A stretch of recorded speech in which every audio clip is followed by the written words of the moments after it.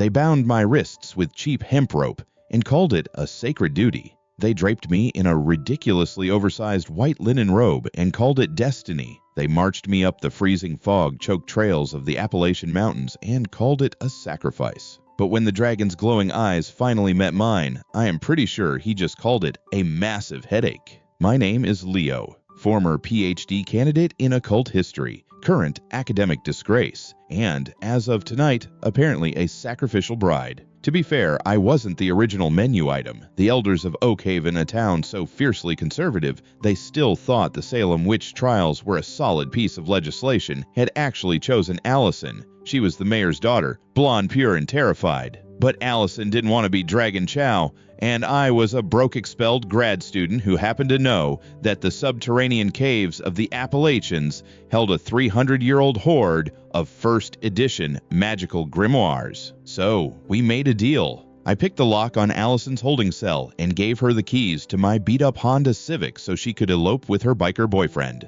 In exchange, I pulled the white hood over my head, let the town guards march me up to the sacrificial cavern, and prepared to commit the greatest magical heist in modern American history. The guards shoved me into the maw of the obsidian cave, muttered a prayer, and practically sprinted back down the mountain. The moment their torches faded, I snapped the cheap hemp rope. Allison had loosened it beforehand and pulled out the heavy-duty flashlight from beneath my robes. I ventured deeper into the mountain. The jagged Appalachian limestone smoothly transitioned into something impossible. A vast cavernous palace of black glass and shimmering amber crystal. It was breathtaking, ancient, and utterly covered in dust. Clearly, the overlord of this mountain hadn't hired a housekeeper since the 1700s. But I wasn't here for the architecture. I swept my flashlight across the grand hall until the beam caught it, the library. Mountains of gold coins were carelessly piled in the corners, but I ignored them. Gold was heavy, knowledge was priceless. My eyes locked onto the shelves. Bound in dragon-scale leather, etched with gold leaf, there they were. Ancient Sumerian spellbooks. The lost journals of Merlin. Volumes that would make the Harvard Board of Directors weep blood. I unzipped my oversized North Face backpack and started shoving the books inside like a madman on Black Friday. $1 million, I mentally calculated, tossing a glowing blue tome into the bag. 2 million, 10 million. I am going to buy my own private island and ban all university professors from stepping foot on it. I was halfway through stuffing a priceless grimoire on elemental transfiguration into my bag when a voice echoed through the cavern. "You are stealing my books." The voice was resonant, carrying the sheer, terrifying weight of centuries. It vibrated right through the soles of my combat boots. I froze. Slowly, I turned around. He was standing in the shadows of the grand archway. He wasn't a giant fire-breathing reptile, at least not right now. He was a man, impossibly tall, with broad shoulders draped in a tattered, centuries-old velvet coat. But he wasn't entirely human either. Iridescent black scales crawled up the side of his neck, vanishing into messy obsidian hair. His eyes were pure, glowing amber with slitted pupils. He was beautiful in the way a thunderstorm is beautiful, dangerous, electrifying. But as my flashlight beam hit his face, I noticed something else. He had massive dark circles under those terrifying amber eyes. His posture was slumped. He didn't look like a bloodthirsty monster preparing to feast on a virgin soul. He looked like a guy who hadn't slept a full 8 hours since the American Revolution. "You're not the bride," the dragon muttered, stepping into the light. Smoke curled lazily from his lips with every sigh. He rubbed his temples with a clawed hand. "Let me guess. The town sent a thief instead." Brilliant. Absolutely brilliant. I wait 100 years for a pure soul to break my curse, and Oakhaven sends me a raccoon in a dress. He raised a hand and a ball of terrifying black-purple fire ignited in his palm. "Put the books back, thief, and maybe I'll roast you quickly." My heart hammered against my ribs like a trapped bird. Any sane person would have dropped the bag and begged for mercy. But I didn't survive 25 years in New York City by backing down from a threat. I didn't blink. I calmly zipped up my North Face backpack, reached into the inner pocket of my white robes, and pulled out a crisp white rectangle of cardstock. "I think there's been a misunderstanding," I said, my voice adopting the smooth, practiced cadence of a corporate professional. I stepped forward and held out the card. The dragon blinked the fireball in his hand, flickering in sheer confusion. He looked at the card, then at me. "What is this?" he demanded, his voice dangerously low. "My business card," I replied seamlessly. "Leo Vance, cognitive behavioral therapist specializing in magical creatures, New York branch." The dragon stared at me. "You are a what?" "A therapist," I lied without missing a beat. I gestured vaguely at his dark circles and slumped shoulders. "The elders of Oakhaven didn't send a bride this year. They realized your demand for human sacrifice isn't a hunger issue. It's a desperate cry for help. You're exhibiting classic symptoms of chronic depression, severe insomnia, and a millennial midlife crisis. I was hired to evaluate you." Silence stretched through the cavern. For an agonizing 10 seconds, the ancient dragon just stared at me, his slitted eyes narrowing. I could feel the sweat forming on the back of my neck. He knew I was lying. He had to know. Then, unexpectedly, the black fire in his hand extinguished. The corner of his mouth twitched upward in a dark, cynical smirk. "A therapist," Elias repeated the word, rolling off his tongue like a foreign delicacy. He crossed his arms, leaning against a crystalline pillar. "And what does a therapist charge for curing a 300-year-old cursed dragon?" I patted my bulging backpack. "Oh, the town already gave me an advance, but my hourly rate is payable in ancient literature and raw gold." Elias chuckled, a low rumbling sound that sent shivers down my spine. "You are incredibly brazen for a mortal standing in my dining room, Leo Vance from New York. Fine. I haven't been entertained in 3 centuries. Let's play your game." His amber eyes flared with sudden predatory intensity as he leaned down, bringing his face mere inches from mine. He smelled of rain smoke and old parchment. "But understand this," Elias whispered, a terrifying grin spreading across his face. "If you don't cure me, I am going to roast you and eat you with the side of those books. Do we have a deal, doctor?" I swallowed hard, looking directly into the eyes of the beast. Deal. Day 1 of my new career as a mythical beast therapist began with a severe breach of my professional boundaries. My patient was an absolute neat freak. For a 300-year-old creature of dark magic and brimstone, Elias had the organizational neuroses of a Manhattan interior designer. By noon, he had threatened to incinerate me twice. Not because I was a mortal intruding in his lair, but because I had tracked mud onto his pristine amber glass floor and left a trail of crushed Doritos near his favorite reading armchair. "I am a creature of the abyss, Leo." Elias had snarled, pinching the bridge of his nose as he watched me haphazardly stack a pile of priceless Mesopotamian scrolls on a chair. "I command the fires of the deep earth. I do not command a maid service. Pick up your garbage." "It is not garbage, it is a systematic filing system," I lied, casually tossing an empty Red Bull can into my backpack. "And honestly, your hostility is just a projection of your internal lack of control. Now sit down. We have work to do." My grand master plan was simple. Keep the giant moody lizard occupied with mindless therapeutic tasks, while I covertly read every magical grimoire I could get my hands on. I set up my clinic in the Grand Library. I sat behind a massive oak desk pretending to take clinical notes on a legal pad while actually copying down a lucrative 14th century alchemy recipe. Elias sat opposite me, draped in his tattered velvet coat, looking thoroughly unimpressed. "Let's start with a foundational psychiatric tool," I announced, pulling a leather-bound notebook from my bag and sliding it across the desk. "The Gratitude Journal." Elias stared at the notebook. He slowly raised his amber eyes to meet mine. "You want me, the cursed overlord of the Appalachians, to write in a diary? It is about cognitive reframing," I said smoothly, tapping my pen. "You have spent 3 centuries brooding in a cave. Your dopamine receptors are fried. I need you to write down 3 things you are grateful for every morning.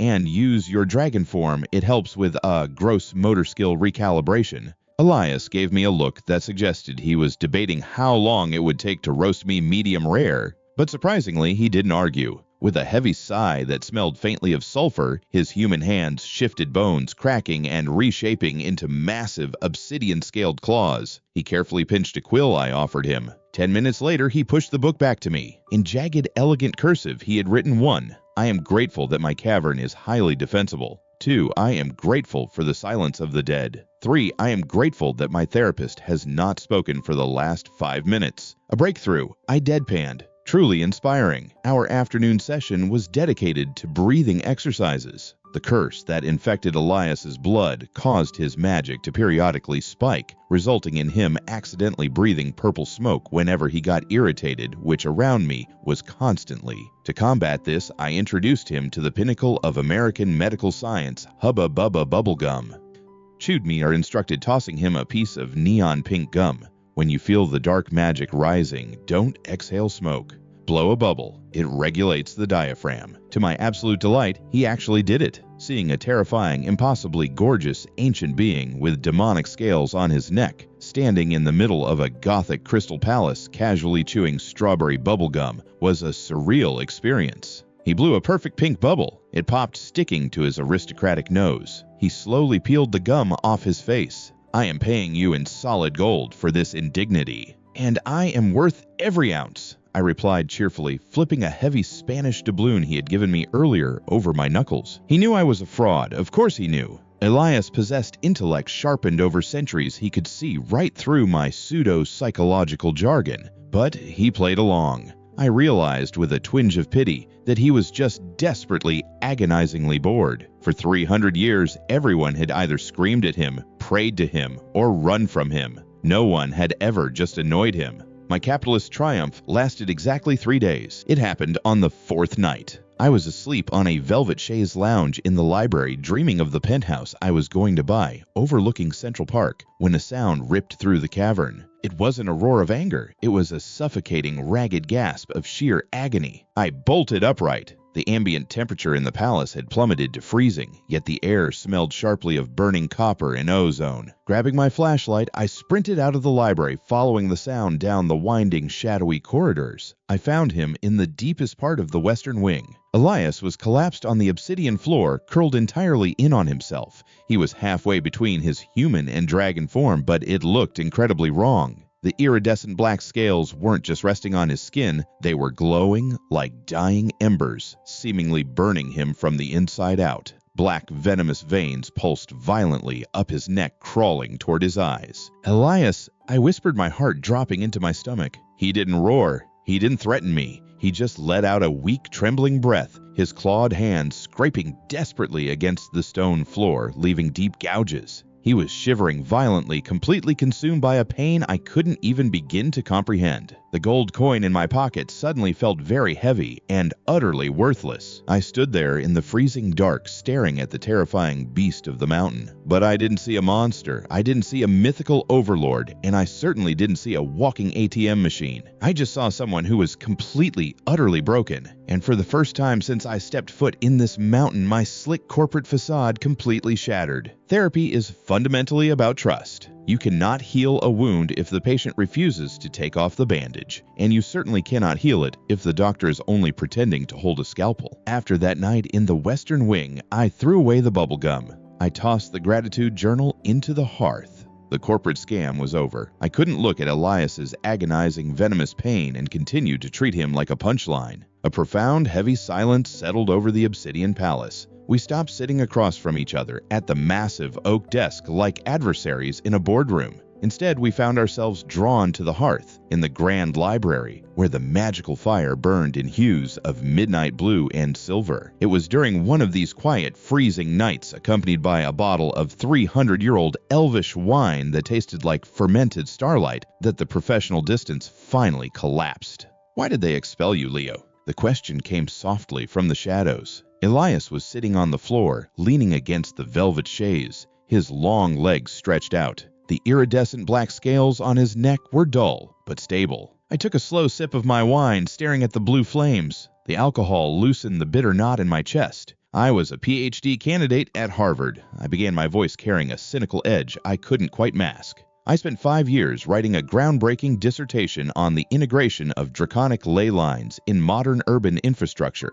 It was brilliant. It was going to change magical academia forever. Elias tilted his head, his amber eyes catching the firelight. And my advising professor, a beloved tenured pillar of the magical community, decided it was too brilliant for a broke grad student from Queens. He stole it, published it word for word under his own name. I let out a dry, humorless laugh. When I tried to expose him, I suddenly found myself framed for embezzling university funds. I was expelled, blacklisted, and nearly thrown in federal magical prison. No one believed the raccoon in the trench coat over the esteemed academic. I waited for the pity. I waited for the condescending sigh. But Elias didn't offer either. He just stared into the fire, his jaw tightening. "We have more in common than I thought," Elias murmured, his voice rumbling like distant thunder. I looked at him surprised. I highly doubt a mythical overlord has ever had to deal with academic copyright infringement. No, Elias said, a dark, venomous smile playing on his lips.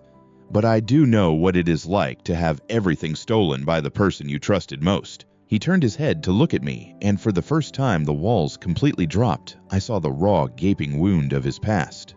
3 centuries ago, Elias began softly. I did not live in isolation. I had a partner. He was a brilliant, ambitious sorcerer. I loved him with the kind of blind, devastating devotion that only dragons are capable of. But ambition is a dangerous mistress. Elias took a breath, and I saw a thin wisp of black smoke escape his lips. The temperature in the room dropped a few degrees. "He didn't just break my heart, Leo. He broke my soul." He realized that a dragon's magic is tied to its blood. So while I slept, he bound me with this curse. It continuously siphons my core magic, feeding it directly to him across the continent. He turned me into a monstrous battery so he could build an empire. Elias let out a bitter, exhausted exhale. "I hear he is quite successful now. A Wall Street tycoon controlling half the magical stock exchange, built entirely on my stolen life force." The sheer cruelty of it hit me like a physical blow. The greatest beast of the Appalachians wasn't a monster, he was a victim of the ultimate corporate theft. As the memory surfaced, the curse reacted. The black veins on Elias's neck suddenly pulsed with violent, agonizing light. He let out a sharp hiss, his human hands curling into fists as the skin around the scales cracked, oozing something that looked like liquid obsidian. He flinched away from me, curling inward to hide the monstrous transformation. "Do not look," he growled, his voice distorting into a draconic rasp. "It burns." I didn't think. The self-preserving, calculating New Yorker in me screamed to stay back to keep my hands clean. I ignored him. I set my wine glass down, crossed the rug, and knelt right beside him. The heat radiating off his skin was blistering, like standing too close to an open furnace. "Leo, back away." Elias warned, his golden eyes blown wide with feral panic. "Shut up, Elias," I said softly yet firmly. I reached out. The moment my bare fingers made contact with the burning, bleeding scales on his neck, a searing pain shot up my arm. It felt like pressing my hand against a hot stove. I gritted my teeth, but my hand didn't tremble, and I absolutely did not pull away. Instead, I gently, steadily stroked the edge of the infected scales, offering a cool, grounding pressure. "Focus on my hand," I whispered, holding his terrified amber gaze with mine. "Just look at me. You are not in the past. He is not here. It is just you and me." Elias froze. His breath hitched in his throat.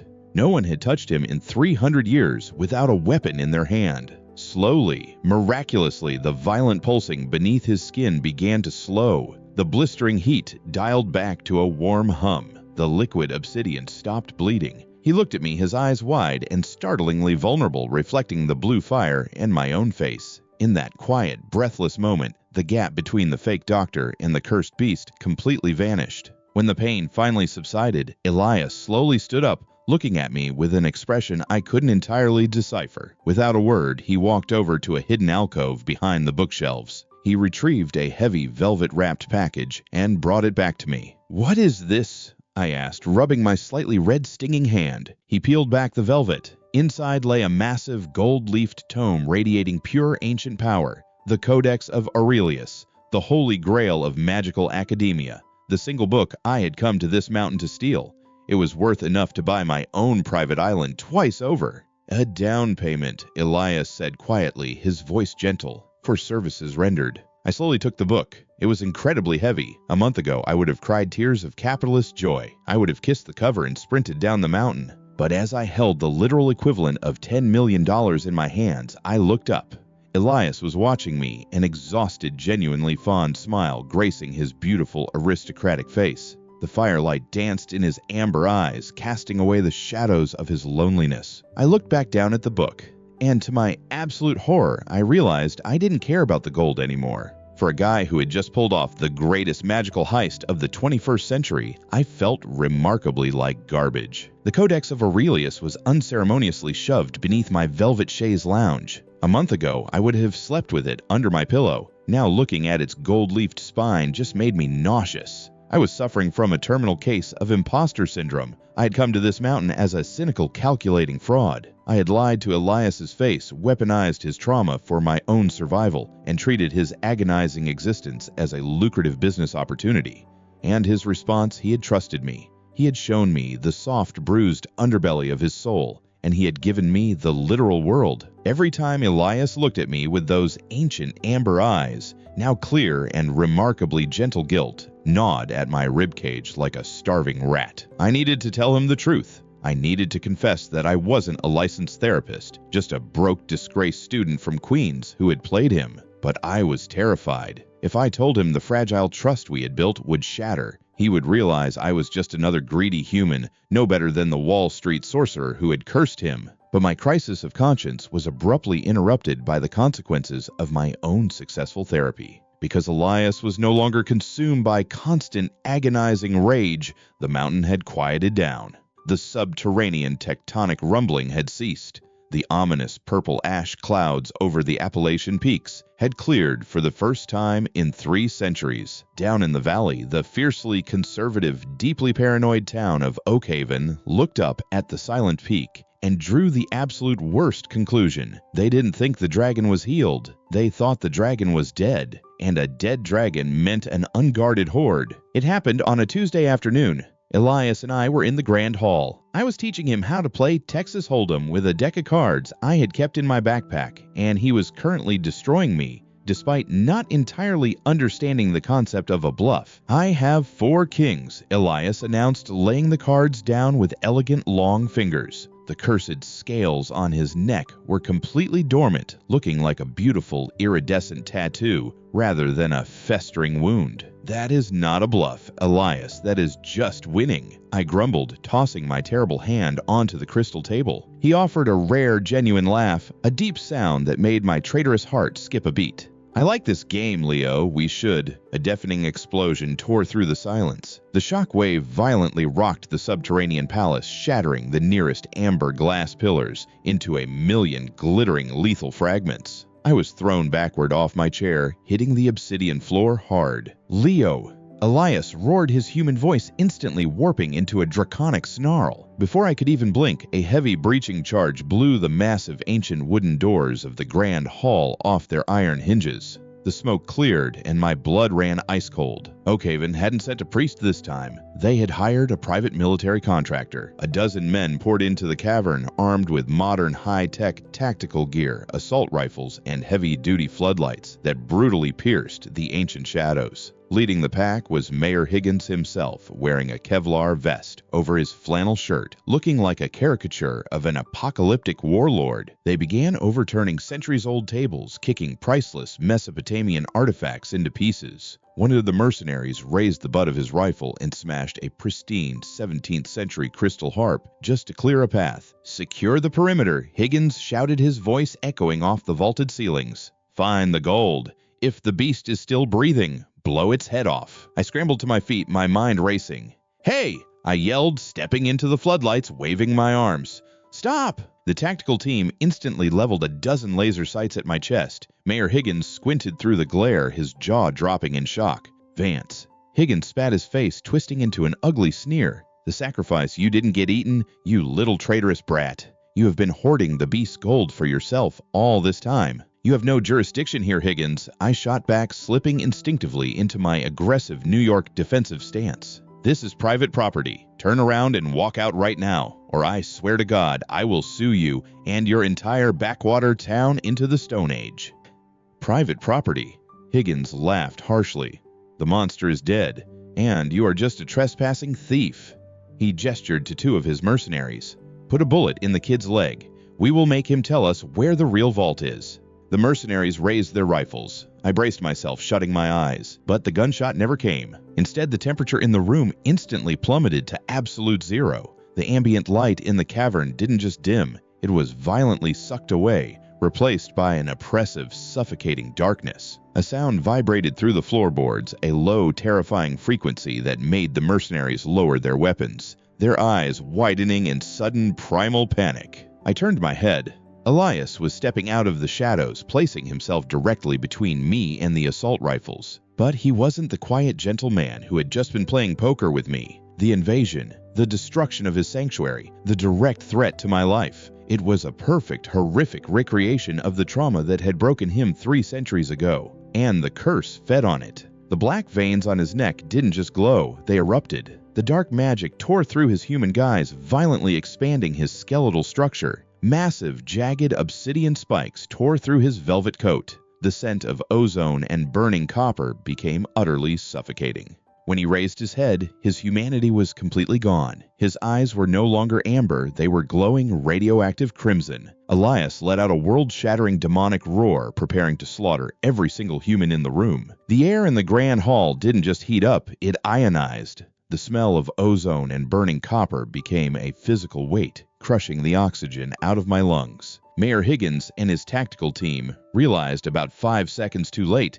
that they hadn't cornered a wounded animal. They had just kicked down the door of a sleeping god. "Open fire!" Higgins shrieked, his voice cracking in sheer terror. A dozen assault rifles lit up the cavern. The deafening roar of automatic gunfire echoed off the vaulted ceilings, accompanied by the muzzle flashes that strobed wildly against the amber glass. But the bullets never even touched Elias. A foot away from his expanding draconic form, the rounds hit a barrier of sheer condensed dark magic, flattening and dropping to the obsidian floor like useless metal rain. Elias didn't even flinch. His jaw unhinged, revealing rows of razor-sharp, glowing teeth. A terrifying orb of dark, violent purple plasma began to form in the back of his throat. He was going to incinerate them. He was going to turn a dozen men into ash, and the curse would feed on that slaughter until nothing of the gentle, lonely prince remained. I didn't think. If I had tapped into my New York survival instincts, I would have dove behind a Mesopotamian pillar and let nature take its course.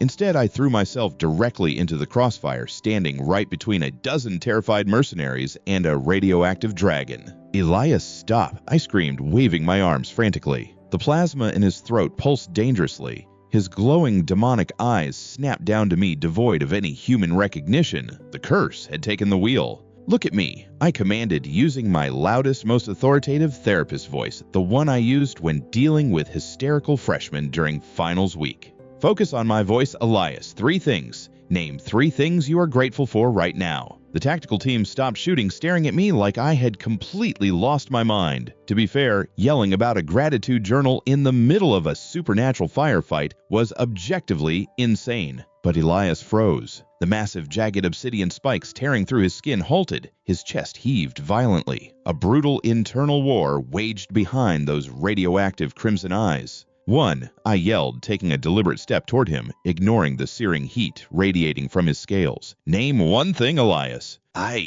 He rasped, his draconic voice vibrating the floorboards. He squeezed his eyes shut, his massive claws digging into the stone floor. "I am grateful for the quiet." "Good, too," I demanded, stepping closer. "I am grateful," he gasped, a human sound of pure agony breaking through the monstrous static. "I am grateful for the blue fire." 3, Elias. "Give me 3. I was right in front of him now. I reached out and firmly placed my hand against his burning, armored chest. "Come back to me." Elias exhaled, and instead of plasma, a massive cloud of harmless purple smoke billowed toward the ceiling. "I am grateful that you are not dead." The crimson faded from his eyes, replaced by the familiar, exhausted amber. The temperature in the room instantly normalized. Behind me, the tactical team didn't wait around for the rest of the therapy session. Seizing the window of opportunity, the mercenaries broke rank and scrambled for the blown-out doors, dragging a sobbing, hyperventilating Mayor Higgins by the collar of his Kevlar vest. In seconds, they were gone, leaving only broken crystal and scattered bullet casings in their wake. I let out a massive sigh of relief, my knees suddenly feeling like jelly. "Well," I breathed, offering Elias a shaky smile. "I think that is enough exposure therapy for one day." But Elias didn't smile back. He was staring at the space where the mercenaries had just been standing, and then he looked down at me. His amber eyes were wide with a terror so profound it made my blood run cold. You were in the blast radius, Elias whispered, his voice trembling. I knew you wouldn't hurt me, I said, trying to keep my tone light. I almost incinerated you, Leo. Elias roared, the sound echoing painfully in the empty hall. He stumbled backward, ripping his chest away from my touch as if my hand burned him. The black veins on his neck were pulsing violently again, feeding on his spiraling panic. The beast, it wanted to kill them. And if you hadn't stopped me, it would have killed you too. But it didn't. We managed it, I argued, taking a step toward him. No. Elias threw a hand out, and a wave of pure telekinetic force hit my chest, shoving me backward. It wasn't meant to hurt me, but it was a clear physical barrier. Elias, what are you doing? I am doing what I should have done a month ago. He snarled, but his voice was thick with devastation. He raised his hand. Across the cavern, the mountains of gold coins, the priceless elvish jewelry, and the heavy gold-leafed codex of Aurelius flew through the air. They were violently, magically shoved into my oversized North Face backpack until the seams threatened to burst. The bag was hurled across the room, landing heavily at my feet. Take it, Elias commanded, his voice cold and echoing with draconic resonance. I don't want the money, Elias, I said, my heart hammering against my ribs. I told you that. I know what you are. Leo Vance. Elias said, his amber eyes hardening into glass. I have always known. You are a fraud. A cynical broke student who played a dangerous game to steal from a monster. The words hit me harder than the shockwave of the explosive charge. Elias, please. You know that is not who I am anymore. Did you honestly think a few parlor tricks and a gratitude journal could cure a curse forged in blood? Elias laughed, a harsh, bitter sound that shattered my heart. You were a momentary amusement, mortal, and now I am bored. Take your payment. Your services are no longer required. Stop lying to me, I yelled, my eyes stinging. You are just scared. You are pushing me away because you are terrified of hurting me. Elias didn't answer. He looked at me one last time, and the sheer agonizing heartbreak on his face completely betrayed his cruel words. Goodbye, Leo. He slammed his palms onto the obsidian floor. The earth violently rumbled. Massive, impenetrable pillars of black ice and crystalline obsidian erupted from the ground, violently knitting together to form a solid, towering barrier. In a matter of seconds, the western wing was completely sealed off. He had locked himself inside the deepest, darkest part of the mountain. The cavern fell deathly silent. I stood alone in the ruins of the Grand Hall. The freezing wind whistled through the destroyed wooden doors. I looked down at the massive, bulging backpack at my feet. It held the codex. It held enough gold to buy a penthouse in Manhattan. It was everything I had ever wanted. I fell to my knees on the cold stone floor, staring at the wall of black ice, and felt absolutely, completely hollow. I stared at the towering wall of black ice for a long time. The freezing wind howling through the shattered Grand Hall bit through my thin clothes, but the cold settling in my bones had nothing to do with the temperature. At my feet lay the North Face backpack. It was so stuffed with ancient elvish jewelry, solid gold coins, and the priceless codex of Aurelius that the zipper had completely snapped. $10 million, maybe more. If I walked out of this mountain right now, I could buy that penthouse overlooking Central Park. I could hire a team of ruthless corporate lawyers to completely dismantle the Harvard professor who had stolen my life's work. I would never have to eat instant ramen, duck a landlord, or feel like a worthless failure ever again. I had won. I had pulled off the greatest magical heist in modern history. I reached down and grabbed the heavy straps of the backpack. I dragged it across the obsidian floor, the gold clinking heavily with every step. I walked past the ruined wooden doors, past the scattered bullet casings, and stood at the very edge of the Grand Hall's precipice. Below me yawned a bottomless subterranean abyss, dropping thousands of feet into absolute darkness. I looked at the bag. Then I thought about the man who had just violently locked himself in a cage of ice because he was terrified of scratching me. I thought about the way he painstakingly wrote in a gratitude journal with massive, monstrous claws. I thought about the exhausted, lonely smile he gave me by the blue fire. A penthouse in New York suddenly felt like a very, very small cage. Screw Harvard, I whispered into the dark. I lifted my boot and violently kicked the backpack over the edge. I didn't watch it fall. I didn't wait to hear it hit the bottom. The moment the literal equivalent of my entire life's ambition vanished into the abyss, a massive, suffocating weight lifted off my chest. I finally could breathe.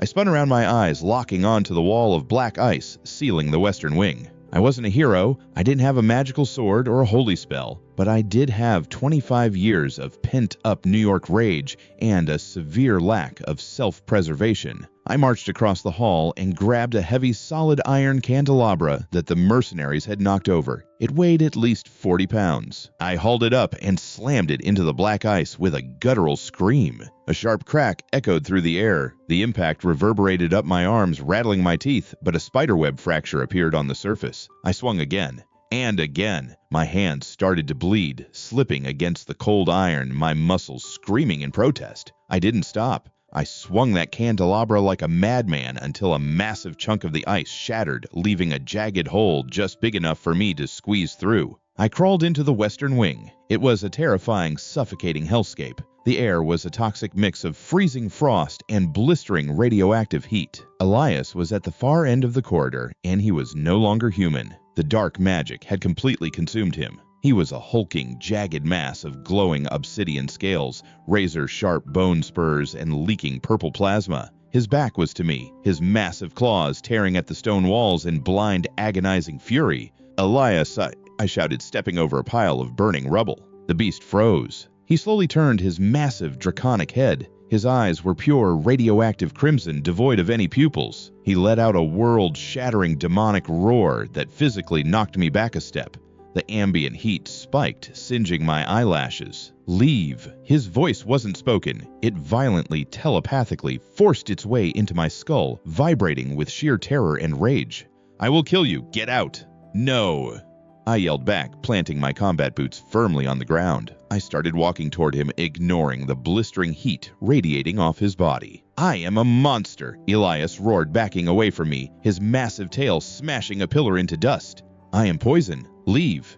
Do you honestly think a New York medical professional gets intimidated just because the patient throws a tantrum? I marched right up to him, stepping directly into the lethal heat zone. "Leo, stop," he begged, the voice cracking with a desperately human agony. He squeezed his demonic eyes shut, trying to curl inward, trying to hide his monstrous form from me. I didn't stop. I stepped right into his space, reached up and grabbed the torn lapels of his velvet coat, pulling the terrifying, radioactive beast down to my eye level. "You listen to me, Elias." I breathed my face inches from his glowing, jagged maw. "I didn't stay for the gold. I just threw $10 million down a bottomless pit. I stayed for you. Not because I pity you. Not because you are a god. Because you are the bravest, gentlest person I have ever met." He let out a ragged, choking gasp, his glowing red eyes snapping open in absolute shock. "I am not a sacrifice, and I am not a fraud." I stated firmly, my voice unwavering. "I am making a choice. My choice. I am choosing you, and I never abandon my patients." Without a second of hesitation, I threw my arms around his massive burning neck and held him tight. The heat of his scales seared through my shirt. It felt like hugging a furnace, but I didn't flinch, and I absolutely did not let go. I buried my face into his shoulder, anchoring him, grounding him with the sheer, undeniable weight of a mortal's uncoerced love. For a terrifying second, the world stood perfectly still. Then the magic reacted. It wasn't a violent explosion. It was a brilliant, blinding wave of pure, warm, golden light that erupted from the exact point where we touched. The curse built entirely on the foundation of theft, betrayal, and coercion, violently shattered upon contact with a genuine, selfless choice. The suffocating smell of ozone vanished, replaced by the scent of fresh rain and old parchment. The blistering heat instantly dissolved into a comforting warmth.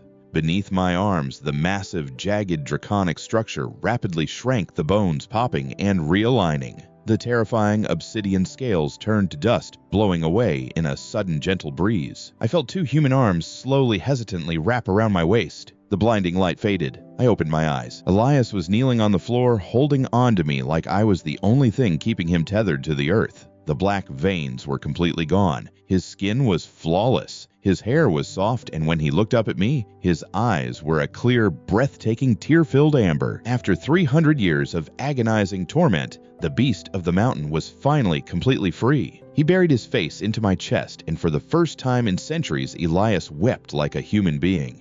And I just held him, running my fingers through his dark hair, smiling like an absolute idiot. The moment the dark magic shattered, the subterranean palace seemed to realize it was 300 years past its structural expiration date. A massive tremor violently rocked the obsidian floor. Above us, the vaulted ceiling groaned, and a shower of glittering amber crystal rained down like lethal confetti. Without the curse acting as a foundational pillar, the mountain was reclaiming its cavern. "We have to go now," Elias said. His voice no longer carried that terrifying, resonant, draconic echo. It was smooth, clear, and breathlessly human. He grabbed my hand, his skin perfectly warm and devoid of any jagged scales, and we ran. The escape was a chaotic, adrenaline-fueled blur. We sprinted through crumbling corridors and dodging falling debris. Elias was clearly disoriented by his new center of gravity. Without a massive tail or several hundred pounds of magical armor, he stumbled more than once, but he never let go of my hand.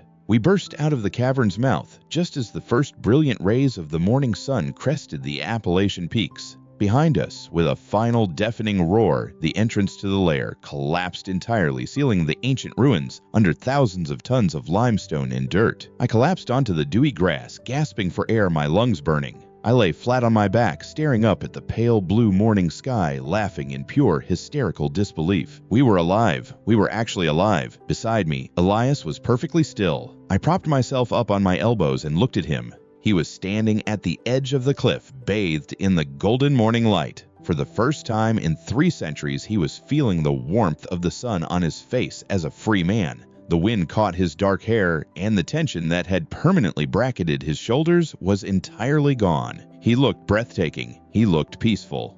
He turned to look at me, his amber eyes shining with an emotion so profound it made my chest ache. He walked over, dropped to his knees in the grass, and pulled me into a fierce, desperate kiss. It tasted like fresh mountain air and the absolute promise of tomorrow. When we finally broke apart, I rested my forehead against his, catching my breath. So, I began tapping into my deeply ingrained New York practicality to keep myself from crying again. The curse is broken. The patient has successfully overcome his severe agoraphobia and destructive anger issues. I would say this was a highly successful clinical trial. Elias chuckled a rich, warm sound. I suppose it was Dr. Vance. Which brings me to my next point, I said, sitting up straight and dusting off my thoroughly ruined shirt. I held out my hand, palm up.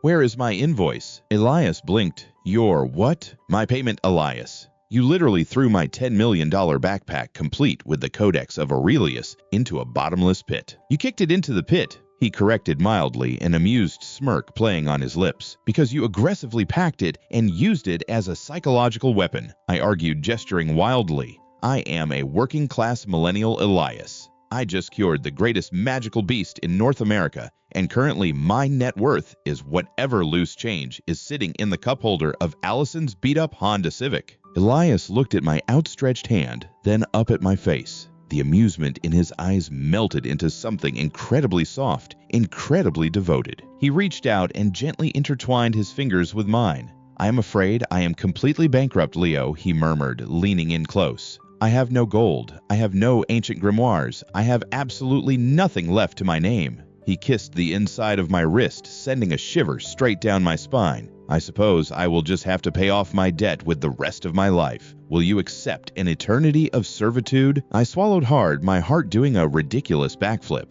I guess that is an acceptable payment plan, but I am charging interest. "Take everything," he promised, pulling me against his chest. Later that morning, we stood at a scenic overlook, gazing down at the town of Oakhaven. Plumes of smoke rose from their chimneys. They had no idea the mountain was empty. They had no idea the monster they feared was currently wearing a tattered velvet coat and holding a cynical grad student's hand.